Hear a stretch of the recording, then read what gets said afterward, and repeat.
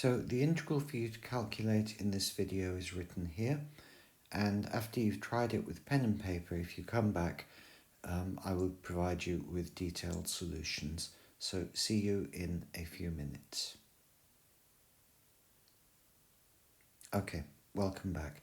Let's calculate this integral on the next slide. So on this slide, we want to calculate this integral, and when we look at it, the factor that stands out, I hope, is the square root of 1 minus x squared. There isn't a simple x in the numerator, which might let us think we could try to do it by inspection. So instead we think, okay, because of this square root factor, we're going to make a sign substitution. So we're going to say that x is sine theta, and let's draw a triangle. And if x is sine theta, the simplest way of having that in a triangle is that x is the opposite and the hypotenuse is 1. So sine theta is the opposite over the hypotenuse, and it will get x. And then from Pythagoras' theorem, the adjacent side is the square root of 1 minus x squared. Let's just check that. Square this, 1 minus x squared. Square this, x squared. Add them together. The minus x squared and the x squared would cancel, and you'd be left with 1. So the sides of the triangle satisfy Pythagoras' theorem, and the factor, which makes the integral difficult, is a side of our triangle, and that gives us confidence that we're doing the right thing. So the cosine of theta, the adjacent over the hypotenuse, is the square root. Now you can also show that using algebra, but you can just read it off such a triangle.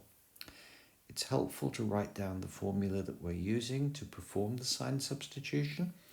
So we have a function of x that we're integrating, and we are going to rewrite x in terms of theta, and then we are going to multiply by a factor of dx d theta, and then integrate with respect to our new variable theta. So our integrand, f of x, is 1 over x squared, and then also in the denominator the square root. X squared is going to be sine squared theta, and we know that the square root is the cosine of theta, so we replace this factor by a cosine of theta in the denominator. Dx d theta is the cosine, because all we have to do is to differentiate the sine of theta. So dx d theta is the cosine of theta, and now we can insert that here. So we write a factor of dx d theta, and we see that the cosine and the cosine here both cancel. So our integrand now for our new variable is 1 over sine squared theta, and that is cosec squared theta. Now, the integral of sec squared theta is the tangent of theta, and in a similar way, the integral of cosec squared theta is the cotangent of theta, but with a minus sign in front of it. So we put in a minus sign here. And now, if you don't remember that, by the way, you can check it by differentiating and verifying explicitly that if you differentiate minus cotangent, you obtain cosec squared. And now, cotangent is 1 over the tangent, the reciprocal of the tangent. So it is the adjacent over the opposite. So the cotangent is the square root divided by x. Don't forget the minus sign. So we have minus the square root over x plus an integration constant, and that is our result for the integral. On the next slide, I'm going to verify this by differentiating it, and if you haven't done that yet, I'd recommend that you try to do that first and then come back and watch the rest of the integral to verify it. Okay, see you in a moment. Okay, let's differentiate this on the next slide. Okay, so let's check our result for the integral by differentiating it and verifying that we obtain the initial integrand. So this ratio here can be written as a product. That's the easiest way to do it, in my opinion. I don't really like using the quotient rule. I prefer to use the product rule together with the chain rule. So I'm going to write it this way. So let's first differentiate this. This is minus x to the minus 1. When you differentiate it, you'll bring a minus sign outside. That will become positive. And then you reduce the power by 1, so you'll have x to the minus 2. So this is going to give us plus 1 over x squared multiplied by the square root. We then have minus 1 over x multiplied by the derivative of this, and I'm just writing the square root as 1 minus x squared to the half. So now I just write that out again, and then we have minus 1 over x.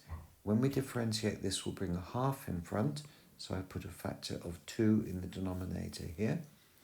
And then we reduce the power by 1, so we're going to have 1 minus x squared to the minus a half. That means 1 over the square root. And then we're going to multiply by the derivative of the argument here, and that derivative is minus 2x. So we see minus 2x here and minus 2x in the denominator here, so those factors are going to cancel. So our first term, I can just write it out again, 1 over x squared times the square root. And the second term, we have a minus sign here, and there was a minus sign here, so they are going to give us overall plus, and we have just a 1 over the square root factor left. So we want to put these terms together. We put them on a common denominator.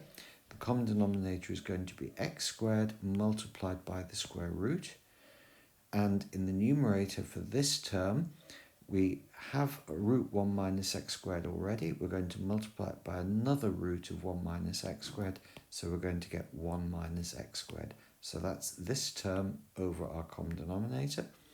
The second term already has the root in the denominator, but it doesn't have the x squared, so we just multiply top and bottom by x squared.